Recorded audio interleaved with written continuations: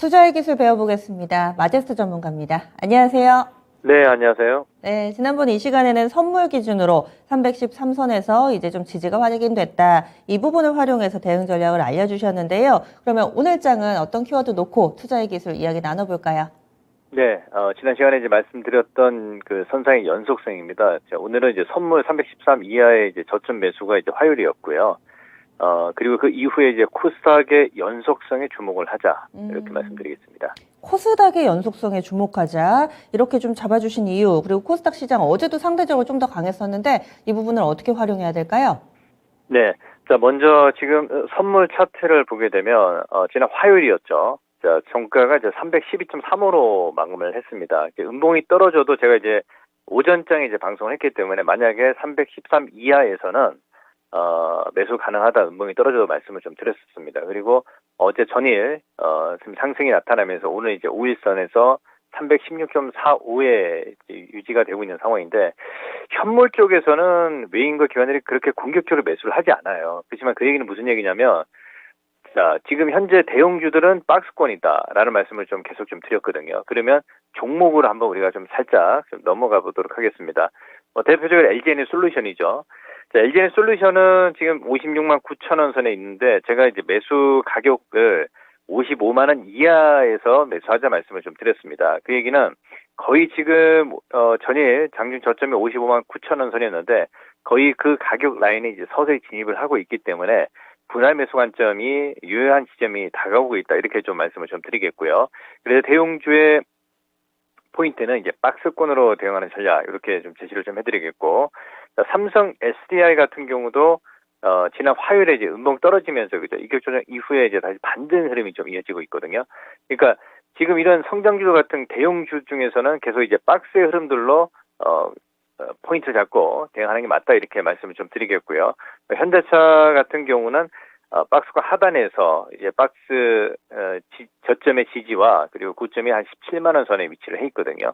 이런 포인트로 봤을 때 대형주들 같은 경우는 지금 시장에 선물이 올라온다 하더라도 박스의 대응 전략이고, 전일 시장에서 이제 코스닥 시장 쪽으로 좀 보게 되면요, 예, 지금 현재 730포인트에 위치를 해 있는데 전일 기관 외인들의 양매수가 유입되면서 좀 강하게 올라갔습니다. 그래서 오늘 이제 5일선 회복을 하면서 이제 11선에 위치를 해 있는데, 이 연속성을 좀 기대를 해야 되는 이런 그 자리에 위치를 해 있습니다. 그래서 코스닥 쪽에서의 그 종목 포인트를 좀 체크를 좀 했던 게, 뭐 코스닥도 대표적으로 낙폭가리 같은 경우는 이제 펄어비스 같은 경우 바닥권에서 눌릴 때마다 매수 충분히 가능하다 말씀을 좀 드렸는데, 빠진 시장이 이제 눌림 나왔을 때 바로, 그죠, 어제도 전일도 한 5% 이상 상승해 지금 오늘도 이제 상승의 흐름이 좀 이어지고 있고요. 그리고 2차전지 소재 관련해서 뭐 에코프로비엠이라든지 지금, 그리고 이제 LNF라든지 에코프로라든지 첨보라든지 이런 종목군들은 뭐 탄력은 그렇게 강하진 못해요. 근데 중요한 건 뭐냐면, 이 반등 시 저점에서 이제 반등이 나오는데 전 고점까지 반등이 나타나느냐, 이게 이제 중요한 포인트거든요.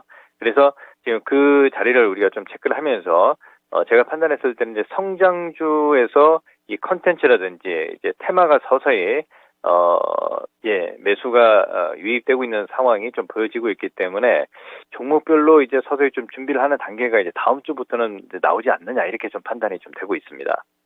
네, 그래서 지금 종목별로의 대응 전략을 어떻게 좀 세워야 될까? 그리고 이 시간에 종목 팁도 여러 개 주셨는데 그 이후에 뭐 카카오 같은 경우도 반등 움직임이 나타나고 있고요. 좀 리뷰해 주실 만한 부분이 있을까요?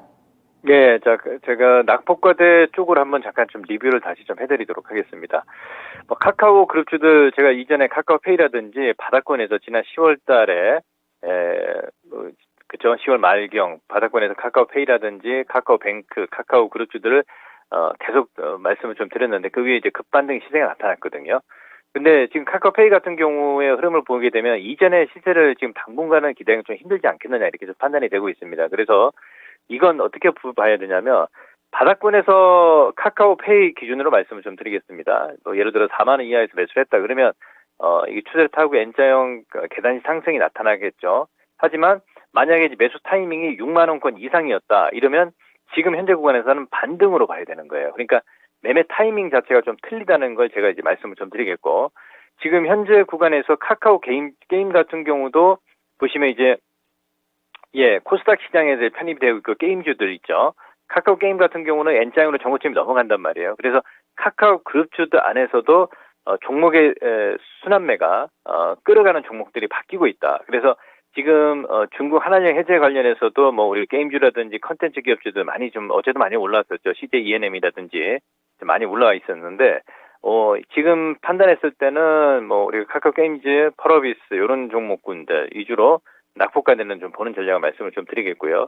그리고 종목별로 흐름을 좀 보게 되면 일단은 이 선별적으로 종목들이 좀 올라가기 때문에 종목을 지금 좀 언급하기는 조금 제가 좀 다음 시간에 말씀을 좀 드리도록 하겠습니다. 아, 예. 다음 시간에, 다음 주 화요일까지 좀 기다려야 될 것 같은데, 다음 주 그러면은 이번 주는 사실 오늘 연결이 마지막이어서 주 후반과 주 초반에 다음 시간 만나기 전까지 투자자분들이 좀 기억해야 할 부분들, 강조하고 싶으신 내용이 있으신가요? 지금 이제 오늘 오후장과 이제 내일장과 이제 다음 주 월요일까지는 뭐 제가 연결이 안 되기 때문에 이제 체크를 해야 될 포인트는 뭐냐면 선물 지수가요. 이렇게 될 수가 있어요. 316.55인데 살짝 눌렸다가 갈 수도 있고, 만약에 그냥 가게 되면 결국은 박스 밴드가 하단이 312라는 거 기억하시면서 만약에 312까지 내려오면 다시 종목들을 매수할 수 있는 타이밍을 잡지 버리는 자리는 아니다라는 걸 제가 좀 강조를 좀 해드리고 싶고요. 만약에 지수가 바로 올라오게 되면 이건 이제 대형주들은 약간 좀 비중을 살짝 좀 줄이면서 거래소 대형주들 코스닥 종목 장세라든지 거래소 종목 장세로 중소형주 장세로 좀 준비를 하는 이런 타이밍을 기다려야 되겠다 말씀을 좀 드리기 때문에 뭐 다음 주 화요일까지는 뭐 크게 시장이 뭐 급변동이 나오기보다도 오히려 저점에서 선물 쪽에서 외인들 매수와 오늘 금일도 뭐 거래소 쪽에서는 약간 관망세가 나타나고 있거든요. 그래서 지금 현재 구간에서는 코스닥 쪽에서 지금 다시 전 고점까지 넘어갈 수 있는 타이밍이 올 수 있기 때문에 거래소는 조금 무거울 수 있어요. 앞전 시장은 좀 달라요. 그래서 코스닥 쪽에서 조금 전고점을 넘어갈 수 있는 시장이 나타나기 때문에 좀 가볍게 코스닥 쪽으로 포인트를 잡고 지금 시장 자체가 이제 매기 자체가 이제 코스닥으로 좀 옮겨오고 있기 때문에 다음 주 그러니까 내일과 다음 주 월요일까지는 그 시장이 연출이 되겠다라고 좀 보고 있습니다. 알겠습니다. 자세한 말씀 고맙습니다. 예, 감사합니다. 네.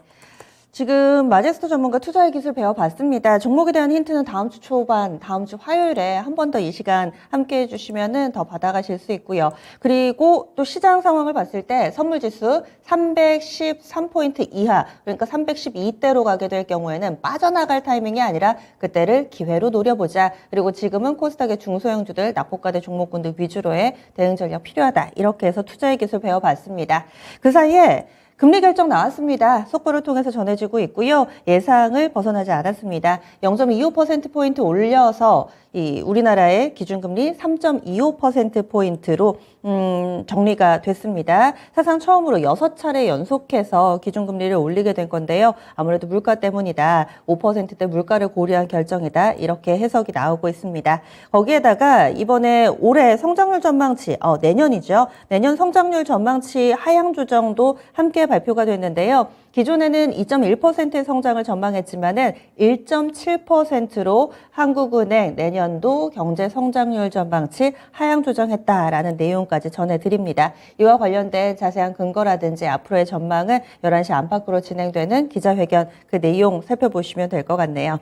양시장은 여전히 선방하고 있습니다. 다만 어제랑 좀 비슷하네요. 시간 가면 갈수록 코스닥이 조금 더 두각을 나타내고 있습니다. 그리고 원달러 환율은 1330원대 후반 기록하고 있습니다. 지금까지 다양한 투자 판단에 대한 도움 말씀드렸습니다. 종목의 상승 하락을 보장하지는 않습니다. 남은 시간 성우 투자하시고요. 시장 마칠 때 다시 찾아뵐게요. 고맙습니다.